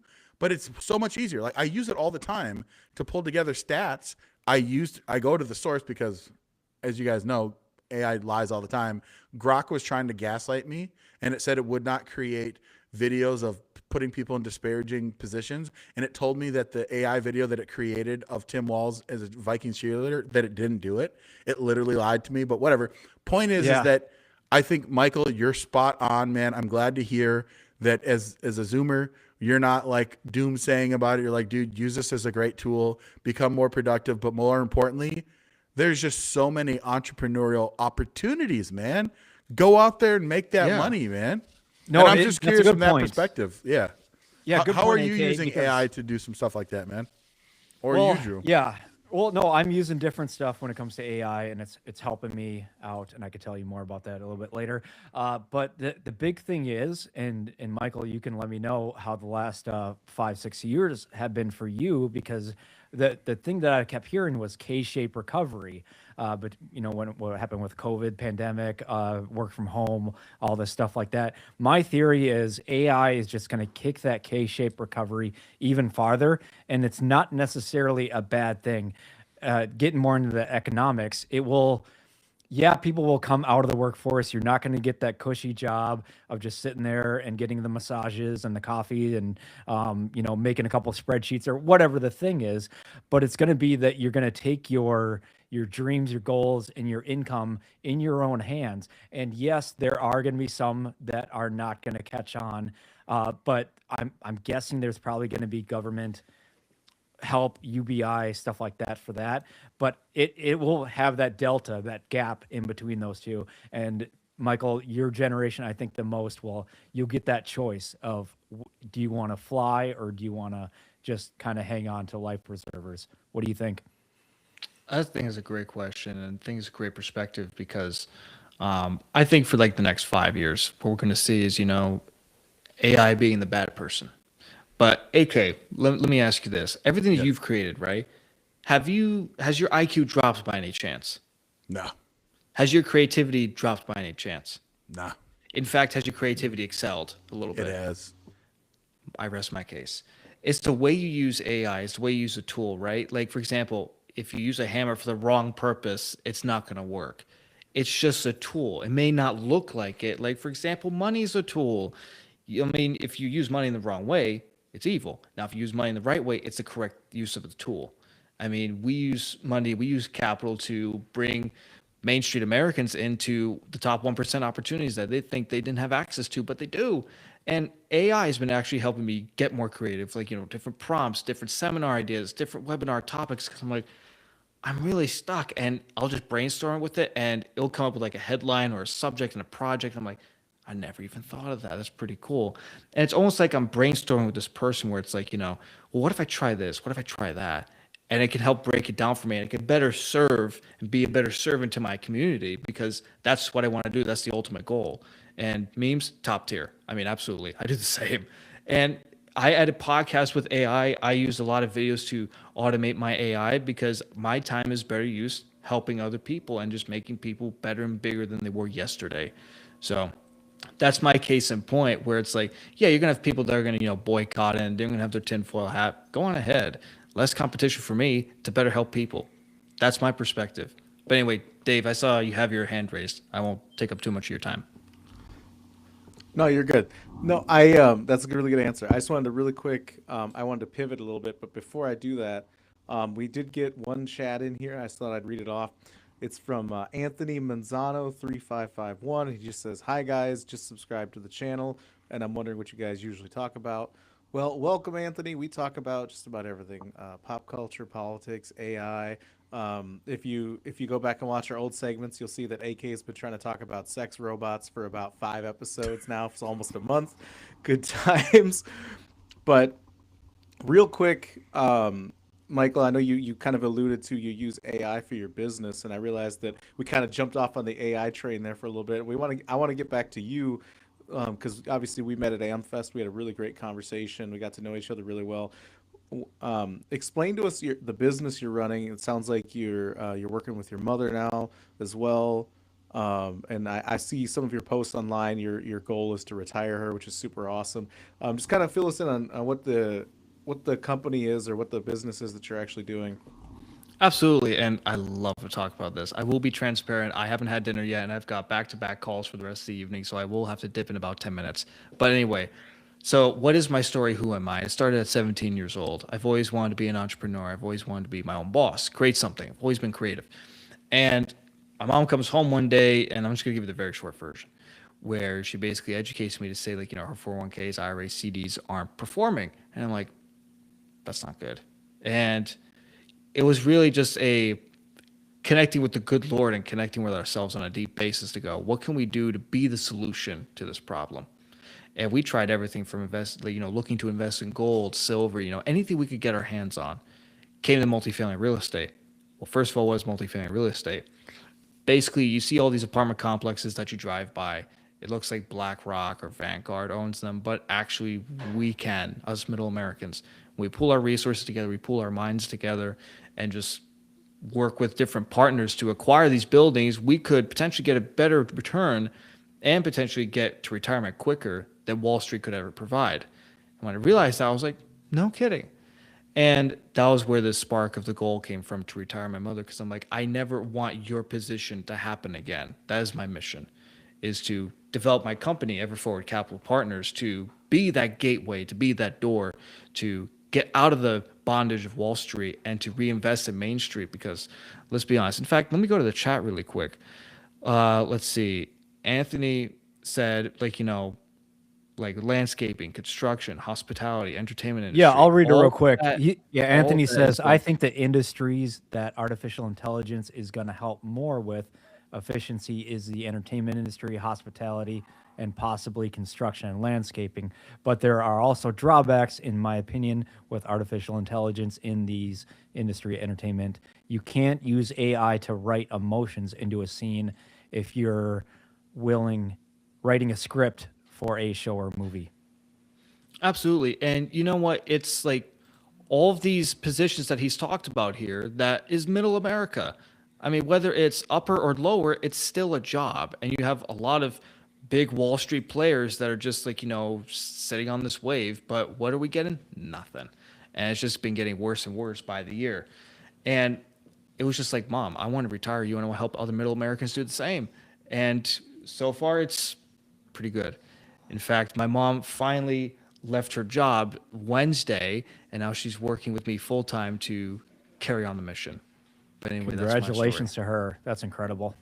That's super dope, man. So I wanted to ask Michael. So you're a young guy, like you said. You're like, what are you, 21 right now, or maybe 21, or about to be 21, something like that. What was it that originally really motivated you? Was it a podcast? Was it a book that you read? Was it someone in your life that was successful or that really motivated you? I'm super curious. I love that question. So I'm very close to my mom, very close to my family, and to feel like we've kind of been betrayed almost. It was like, I got to take care of the family first. I mean, it's just above all else to me. Growing up as Mediterranean household, old world Portuguese, which is very similar to Italian and Spanish. It was like, Mom comes first, my grandmother comes first, my grandfather comes first, my family comes first. I need to do everything I can in my will to help them. I may be young, but perfect time for me to start, because that'll just be a perfect runway for me to just keep continuing with this mission, and therefore to pass it down to either my kids, my wife, or just everyone that I'm teaching, and say, go spread the word. Just go. Take everything I have that I've taught you and just go. Keep teaching it. Because the more we can take from Wall Street to fuel Main Street, to help our neighbor as much as we want to help ourselves, I think, going back to my earlier comments about the economy, I think we will have a very good positive turn, and therefore the leverage of AI, new industry and new entrepreneurs will come to fruition. So that was the main motivation. And unfortunately, gentlemen, I do have to drop off because I have tell Michael, our listeners where they can find you, man. Yeah, Yes, please. absolutely. You could go to www.everforwardcapitalpartners.com. You can see everything we have on there, the deals we've closed on, what we've working on, where I'm speaking, events that I'm hosting as well, and what are we about. And actually, for those that are listening, very soon, David Webster's podcast is coming out on my channel as well. You can visit us at the Everforward Mindset Podcast. It's on all of the platforms that are hosting podcasts like YouTube, Spotify, Apple Podcasts. So please check that out. I hope you learn a lot. And gentlemen, I appreciate this opportunity. This has been awesome. I've loved this conversation. And yeah, big fan of Happy this to have stuff. you back. Thank you so much for your input. Yeah, Michael, you'll definitely have to come back. Yes, indeed. Gentlemen, take care. Have a wonderful evening and keep doing what you're doing. Outstanding. Take care. No, good, amazing conversations. I really like this. I like talking about current things, but also, the futuristic kind of stuff. So, AK, do you have another article you want to dive into? Well, AK, we got time to do your robots. Well, since we were having a conversation about AI, Caveman first. right? because we're having a conversation about AI, I want to be able to show you guys one of the beautiful wonders of things that you can do with AI. So if you look, there's a comment that a guy made that was going super viral. Minnesota is weeks, if not days away from owning a nuclear weapon. And that inspired me. And I said, you know what? That's a good idea. We must stop Tim Walz, the tampon tola Tim Walz-Maney must be stopped. I mean, look at it. Just that's Ayatollah Khomeini, right? And I asked, it took a few iterations with Grok to create an image of Tim Walz as the Ayatollah. And so, yeah, man. I mean, President Trump, he's doing everything. Obviously, Ayatollah Khomeini, he's out of the picture.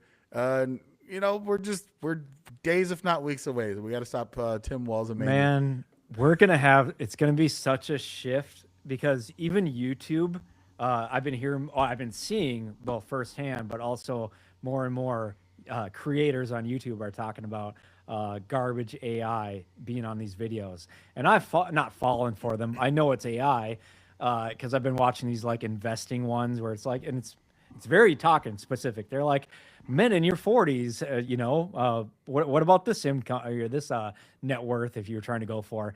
And it's like a cartoon that looks like Peter Griffin, Family Guy, and it goes for 5, 10, 20 minutes or whatever. And you would think it's a normal animation or guy that made it until he says like 401k instead of 401k, which is just like a human saying, not a when a robot is reading it's 401, which makes sense literally, but not common speak. So it's wild. All that to say is it's gonna hit the masses, and it's already changing the way people are making money that used to make a lot of money on YouTube. It's shifting that. But now, like you said, AK, you're getting monetized on Facebook for doing this. So I just say roll with the punches. It's going to be a new world, but develop these skills. Yeah, and no, laugh Do at you know it too. do you know what this reminds me of, AK? What's that? I don't know if you guys did this with the calculator in middle school, where you flip her upside down, you put an 8, 2 zeros, an 8, and a 5, and you hope that the teacher doesn't notice what you just did and what you spelled out. That's what your memes remind me of. It's we grow old, but we never seem to grow up. Yeah, those No, $100 Never calculators. What is it? And I think TI that's 85. Yep. Yeah. And I think that's actually the benefit to shows like ours, or like even like the Quartering or Tim Pool, right? Is we have this AI surge happening on like YouTube and stuff and these other platforms, TikTok, whatever. But there's still this desire for human connection, and actually, the more disconnected technology gets us, and chat, let us know if you agree or disagree with this, but I think the more we get separated by technology, the more people want to feel a connection to something, and sometimes that's listening to a podcast or following their favorite musician and seeing all the reels they post on Instagram of their day-to-day life, right? It's that looking for connection. So I actually think the AI boom it's gonna be a hit on the front end, but I think it's in the long run it's gonna benefit us because they're gonna do too much of it, that people are gonna be looking for channels like ours or like any of those other Benny Johnson, any Daily Wire, any of the people where it's actually a person and you're getting their personality and some That's a of their good life point, David, story because with I was the news craving they want that to talk about. Yeah. during the pandemic, during lockdowns, during all this stuff, even the years afterwards. I was watching all these YouTube videos, all these content creators, and I even I won't say that I thought that they were fake. I questioned how authentic they were. So like your Tim Pools, your all these people, and I'm like, okay, they could be fake, they could be actors, they could not even care about what they're talking about, or not not or they could be even in all scripted.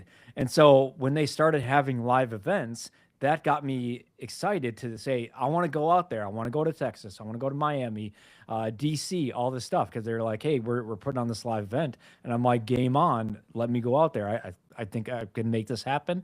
Yep, I can make this happen and get on a flight, even though it was very difficult for me with health issues and stuff like that. I pushed that to get away from the crazy lockdown mentality that we all sank into over the course of many years in the early 2020s. And that, if I wouldn't have done that, I would not be where I am now today with the advancements that I made in my medical conditions as well as meeting you guys. So yeah, I wouldn't be there. So I believe people are going to crave that. And I hope that you do. I hope you get off the couch, get off the screen, go out in the real world, whether it's your local community or we got this. I always say that we got this whole country. It's America. It's 3,000 plus miles across the 48 plus the extra two really far away. It's just like get out of your hometown, get out of your neighborhood, get out of your state, and just see what else is out there. And there's just so much. And two things can be true: learn the AI, learn the skills, connect with people online, which is great because I know many people across the country now and across the world. And it's funny, I picked up sayings that Disparu and other people in the UK and Australia and New Zealand say. I can't think of any right now. Oh, if I say this, guys, tell me what you think of this word, aluminium. Aluminium. You know what that is? Aluminum, yes. Yeah, Yes, buddy. yep. Aluminum. Yeah, so Yeah, I'm learning more stuff just by interacting online, but also I met these same people, Disparu, in Las Vegas in certain places. So merge those two worlds. Yeah, man. I mean, listen, I think it's always everything in life always boils down to, are you going to be someone that says, oh, this thing happened to me? Or are you going to say, this is just what life is, and I can turn things that happen to me into things that happen for me? And I know that it sounds so stupid and cliche, but like legitimately, man, in the last, 13 years, I've lost my mother, my father, and my sister. And I've had all types of things that have happened, just like all of us have. And people will just often look at me and they'll be like, man, you just must be lucky, because they assume that me being in the position that I'm in and me having the ability to rise above so many things, that it's because like God has blessed me with all of these like perfect occasions. God has blessed me. Don't get it twisted, but it's not, he hasn't blessed me without having adversity. It's about turning the things that happen. And I think that this also applies to AI, to job creation. Like you can sit there and you can wallow and you can say, woe is me. Or you can say, this can be an amazing thing that can help me grow my knowledge and base and really learn, how does it work? How can I take this and make it better for me? And I think that's supposed to be the human experience, man. So if you do that, yeah, you're going to learn that there are weird people in both England and Australia that say aluminum. And I think it's hilarious. Or That's exactly what they say. Yeah, whatever the weird things that they say.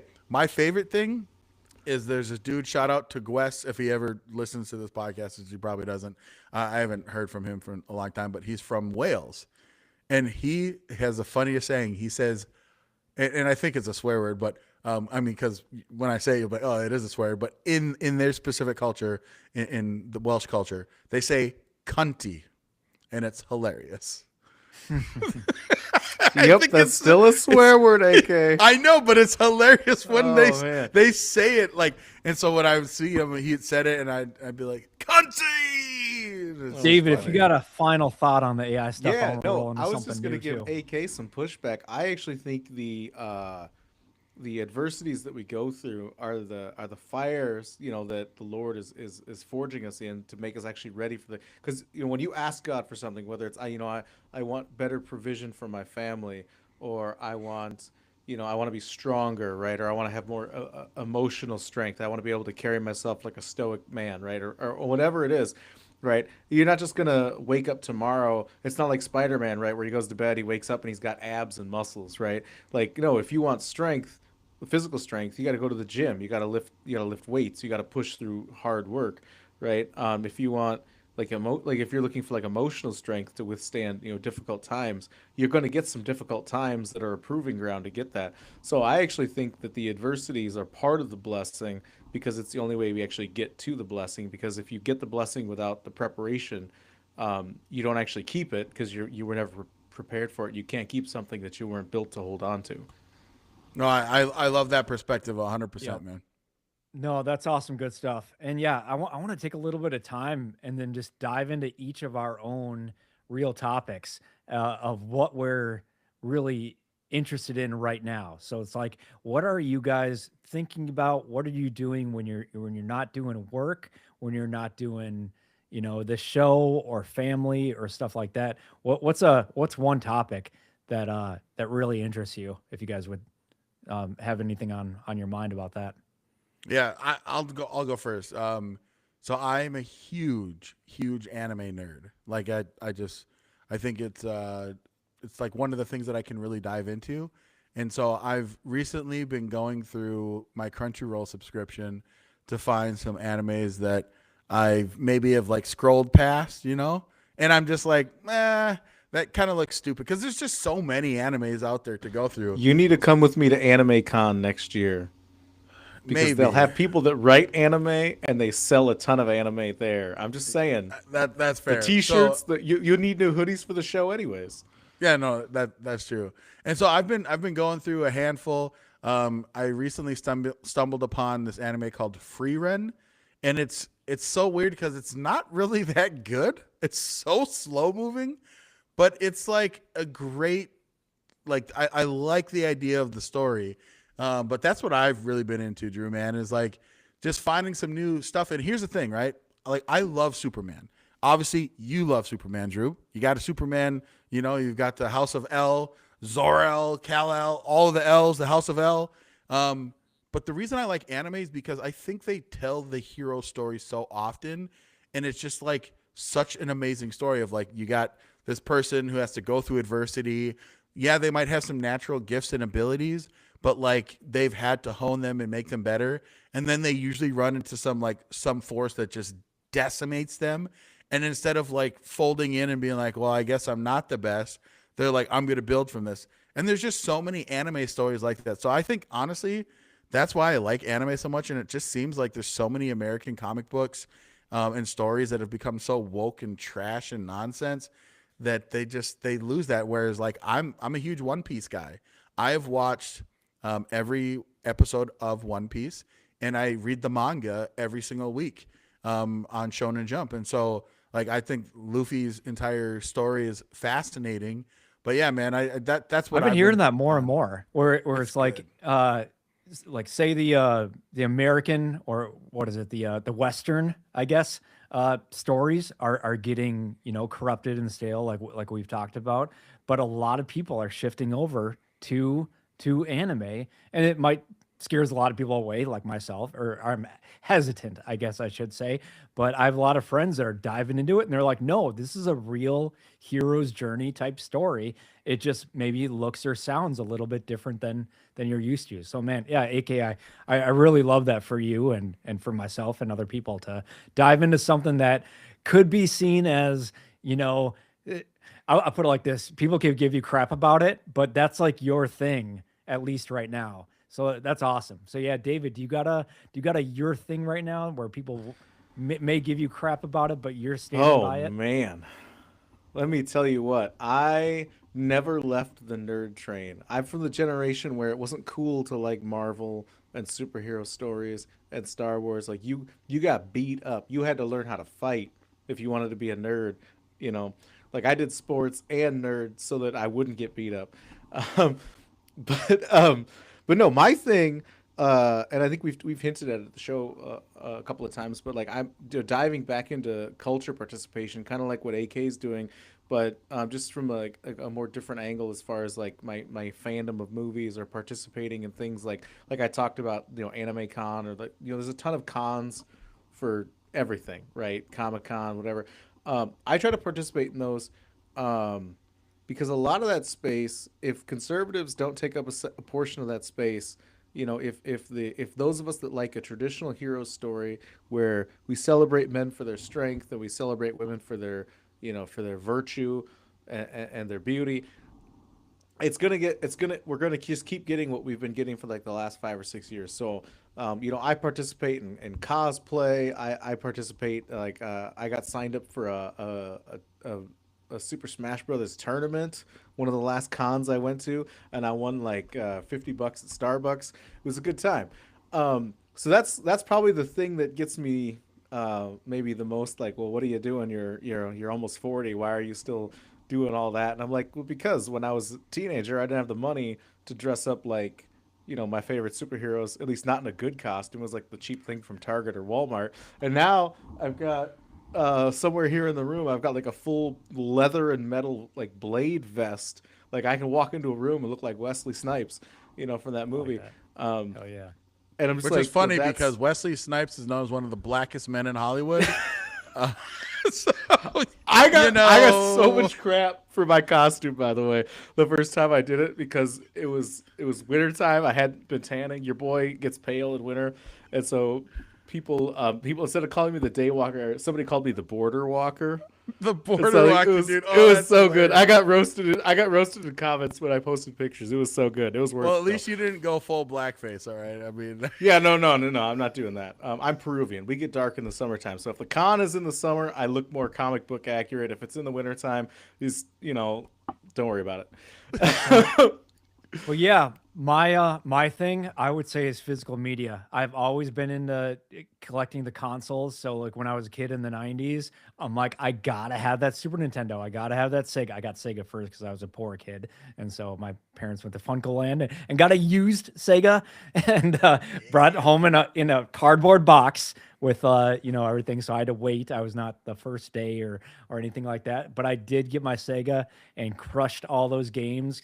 They're usually like not the knockoff, but the not the Super Nintendo ones. But was good because it had like the ones where that showed blood. So like Mortal Kombat on Super Nintendo didn't show blood, but Sega did. And it had like the better version of Killer Instinct where you do the right combo. And I can't remember her name now, but she turns around and then, kind of flash it. You could tell what she was doing. You can't see anything, obviously. But it's like I did the combo and I got her to do that. But no, so nowadays I'm collecting all of any physical media I can get my hands on, especially 90s.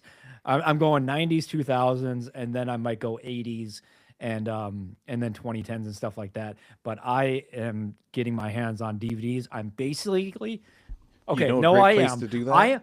I'm gonna Cons. I'm gonna make my own zombie apocalypse video store. So like a Blockbuster Video with games, with movies, DVDs that after the apocalypse, zombie apocalypse happens or the AI apocalypse, you can come here to my video store and trade whatever water bullets for my, Terminator 2 special edition and stuff like that. So yeah, I'm collecting my physical media, and I'm gonna call this segment "The Hill I'm Willing to Die On." So it's I like love it. you cannot turn me away from the thing I'm passionate about. Agreed. So yeah. So on that note, I have let's- normal hills, but I like that we all covered something weird, because I was concerned that me and AK were going to go off the deep end and you were going to come back with something practical, like, guys, I've been trying to be healthy, and we'd have been like, I know So that was there's good. nothing That wrong too, with man. That's good. There's nothing No, wrong no, with no, that. that's actually my other side project. But No, we'll we go can to that talk some other about that time. on future episodes. Yeah, is absolutely. The thing that we're diving into. But no, I like that sharing of that. I bet the audience does too. We'll and see and, about that. and our producer in the background, AM, he says that he's really been cooking, grilling it up, and Good. smoking. Oh my God, So, guys, I've Yeah. done 4th of July at AM's house. We Yeah. all need to go there, because that man puts on a spread, and it's just the smell coming from his grills. There we go. I That's- picture, Say less. I That's a picture good the note to gates of leave it on. heaven. The gates of heaven, man. I picture that's what it's going to Work be on like. your cooking skills. Maybe we can jump into that topic next time. No, But yeah, I mean, that's listen, if someone knows how to smoke really, really well, like you can't beat it, dude. But it is No. like, it's a thing, man. You have to find like the right pellets or like whatever your thing is, you got to find it and do it well. And I just don't have the patience for it, dude. That's maybe that maybe stereotypical someday I could, 40-year-old. but- All right, let's go in reverse order. Get David, into the Civil where- War or get into smoking meats. where can people find you? What do you got a final say? And then hand over to AK. Yeah, absolutely. Well, hey guys, you can find me on all my social medias at The Peruvian Gentleman. I'm on TikTok, Facebook, Instagram, rage baiting liberals, posting different things, sports, different concerts I go to, musicians I like, and just participating in pop culture and what's going on in the entertainment industry as well. But yeah, come and join the conversation. Keep it going in the chats. Let us know what you think, and participate in the polls when we throw them up. AK, where can everybody find you? Yep, you can follow me on X, Instagram, and Facebook at Real AK Kamara. Of course, like I showed you, I'll be posting my thoughts and ideas. Memes is kind of where I've been at lately. Or you can follow me on TikTok at AK Kamara. But the thing that I want to make sure that every single one of you do is follow us somewhere and then share it on, like, just try and make it once a week. Share our content. We're on Spotify, we're on Pandora, we're on iHeartRadio, Apple Podcasts, or you can watch it on Rumble, YouTube, Facebook. Just make sure that you share it at least once a week if you like our content. And if you're going to be going to BPOU conventions, for those that know what that means, Basic Political Organizing Unit, I've been out there doing my thing, so I'll see you around, whether we're talking about our congressional district conventions or state convention. Outstanding. And real quick, thank you very much to our producer, AM, in the background for everything you do back there and adding to the show. I am Drew Outstanding. You can find me on X, where I talk about my spicy topics, on X at Drew Outstanding, where the less YouTube ones, but on YouTube, I showed last week, I'm getting so much into adaptive sports, Operation Outstanding in Field. Someday I will shorten that title and that at and everything like that. I already have a couple ideas, but I'm going to ease into it. Operation Outstanding in the Field on YouTube. But yeah, in the coming weeks, I will be at, made the final decision. I will be at MegaCon for, I think, 3 years in a row now. And I just keep making friends there. And we're doing awesome things, collaborating on different things. Dermy Wormy wasn't at MegaCon. He's at the Vegas one usually. But it's going to be great. I have a speaking training and performance, I guess, the week before. So I'm combining it. But yeah, like I talked about earlier, get out there, try new things, connect with people you both agree on things with and things where you disagree. And that is how you grow. That is how you're going to be different from the AI. Here's one, be more human than human. From White Zombie, which eventually became Rob Zombie. More human than human. Yeah, I like that tie-in now. I just kind of came up with. But no, good stuff. We have about a minute left. It's been an absolutely incredible. And I'm going to leave it on a quote from Justice League, Amanda Waller. Take care of the people that love you or don't. It's your choice. Thank you, guys. Have an outstanding night. Take care. Takes out.